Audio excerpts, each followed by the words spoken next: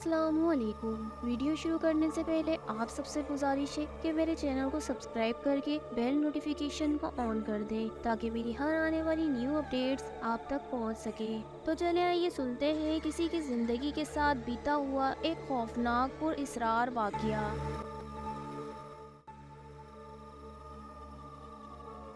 کچھ واقعے ہماری زندگی میں ایسے ہوتے ہیں کہ ہم چاہ کر بھی ان کو اپنی یادداشت سے مٹا نہیں پاتے۔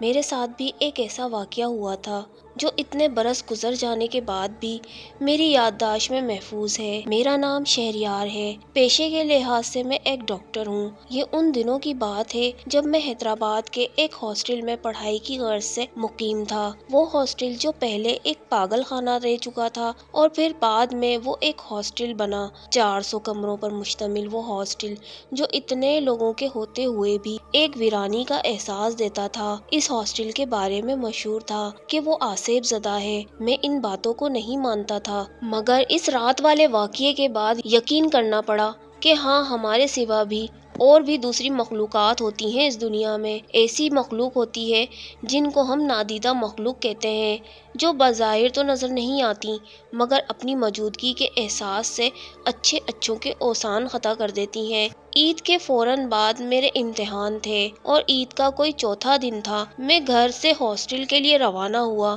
کیونکہ 3 دن بعد میرا پیپر تھا۔ جب رات 12 بجے میں ہاسٹل پہنچا تو ہاسٹل کا چوکیدار مجھے دیکھ کر چونکا کیونکہ ابھی ہاسٹل میں کوئی بھی نہیں آیا تھا۔ میرے کہنے پر اس نے ہاسٹل کا دروازہ کھول دیا۔ ہاسٹل میں اندر داخل ہوتے ہی میرے وجود میں عجیب سی سنسناہٹ سی دوڑ گئی۔ کوریڈور سے گزرتے ہوئے مجھے باقاعدہ قدموں کی آہٹ محسوس ہو رہی تھی، جیسے کوئی میرے پیچھے چل رہا ہے۔ میں یکدم پلٹ کر دیکھنے لگا تو وہاں کوئی نہ تھا۔ میں نے سوچا شاید یہ میرے اکیلے پن کا وہم ہے۔ میں جیسے ہی دوبارہ چلنا شروع ہوا، پھر سے لگا کوئی میرے پیچھے چل رہا ہے۔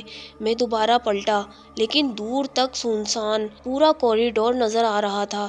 میں گھبرا کر دوڑتا ہوا اپنے کمرے میں آ گیا اور اپنا بیگ وغیرہ رکھ کر بیڈ پر بیٹھ گیا۔ تھوڑی دیر آرام کیا، پھر اپنی کتابیں بیگ سے نکال کر بیڈ پر رکھ دیں اور بیگ سے کپڑے نکال کر الماری میں رکھنے لگا تو کتاب کے صفحوں کے پلٹنے کی آواز آئی۔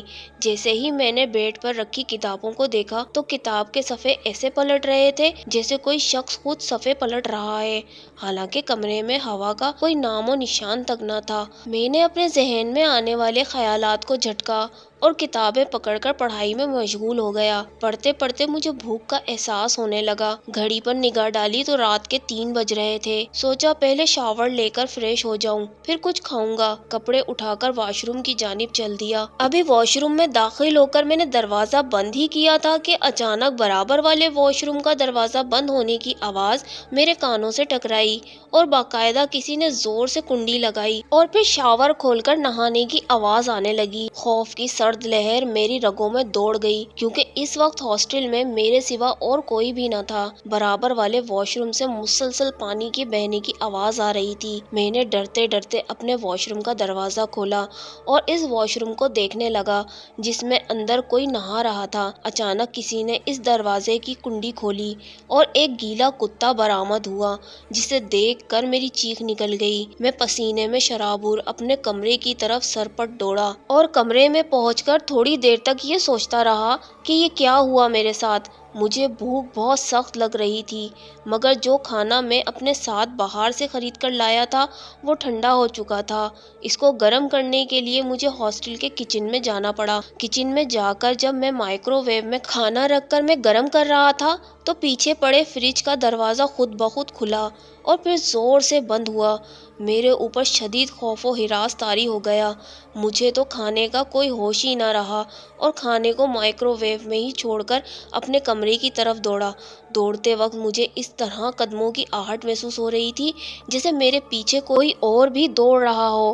میں نے کمرے میں داخل ہوتے کے ساتھ ہی دروازے کو بند کر دیا۔ مجھے شدید گھبراہٹ ہونے لگی۔ مجھے لگ رہا تھا جیسے میرا دم گھٹ رہا ہے۔ میں پسینے میں مکمل بھیگ چکا تھا۔ میں نے اپنے کمرے کی کھڑکی کھولی تاکہ تازہ ہوا اندر آئے۔ اس کھڑکی سے ہاسٹل کا پارک نظر آتا تھا جو کافی برسوں سے بند پڑا تھا۔ اس پارک کی عجیب اجاڑ حالت تھی۔ اس پارک کو دیکھ کر تو مجھے وحشت طاری ہو رہی تھی۔ پورے وجود کو ایک عجیب سے احساس نے گھیر لیا تھا۔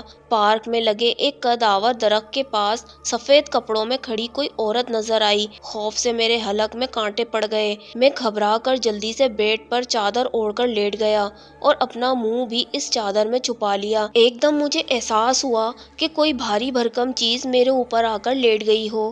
اب تو خوف کے مارے میری وہ حالت تھی کہ کاٹو تو بدن میں لہو نہیں۔ میں چیخنا چاہتا تھا لیکن میں اپنی زبان تک نہیں ہلا پا رہا تھا۔ مجھے ایسے لگا جیسے میرا بدن بالکل مفلوج ہو گیا ہے۔ ہاتھ پاؤں ہلانا چاہتا تھا لیکن ایسا محسوس ہو رہا تھا جیسے میرے ہاتھ پاؤں دو دو من کے ہو گئے ہیں۔ پھر اچانک سے ایسا لگا کہ کسی نے میرے دل کے اوپر اپنے دونوں ہاتھ رکھ دیے ہیں اور میں منو وزن تلے دب چکا ہوں۔ میں بالکل بھی حرکت نہیں کر پا رہا تھا۔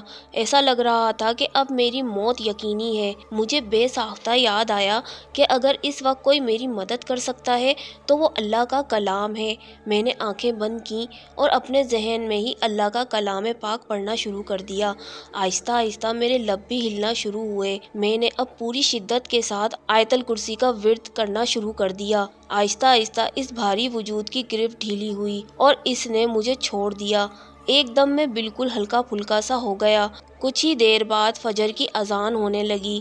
میں نے اٹھ کر نماز ادا کی اور اللہ کا شکر ادا کیا، اس رب کا جس نے میری جان کی حفاظت کی۔ نماز پڑھنے کے بعد میں نے فوراً ہی ہاسٹل کو چھوڑ دیا۔ اسی شہر میں میرے ایک دور دراز کے رشتہ دار رہتے تھے اور میں نے ان کو اس ہاسٹل کے سارے واقعات سنائے۔ انہوں نے مجھے حوصلہ دیا اور مجھ سے کہا کہ جب تک میرے پیپرز ختم نہیں ہوتے میں ان کے گھر میں ہی قیام کر سکتا ہوں۔ آج بھی اس رات کے بیتے جانے والے واقعات کو یاد کرتا ہوں تو خوفزدہ ہو جاتا ہوں کہ وہ کتا کون تھا جو برابر والے واش روم میں آیا تھا اور وہ وجود جو میرے اوپر آیا تھا وہ مجھے ختم بھی کر سکتا تھا، مگر میں نے دل سے اللہ کو پکارا تو اس نے میری مدد کی۔ بے شک اللہ تعالیٰ کے کلام میں جو طاقت ہے وہ کسی اور دنیا کی کوئی بھی چیز میں نہیں ہے۔ اللہ نے مجھے اس رات بچایا۔ آج بھی میں اس رات کے بارے میں سوچتا ہوں تو میرے رونگٹے کھڑے ہو جاتے ہیں۔ جی تو پیارے ویورز، یہ تھا کسی کی زندگی کے ساتھ بیتا ہوا پر اسرار خوفناک سچا واقعہ۔ یقیناً آپ کو پسند آیا ہوگا۔ اگر آپ کو میری اسٹوریز پسند آتی ہیں تو میرے چینل کو لائک، شیئر اور سبسکرائب ضرور کر دیا کریں اور ایک پیارا سا کمنٹ بھی کر دیا کریں، اس سے ہماری حوصلہ افزائی ہوتی ہے۔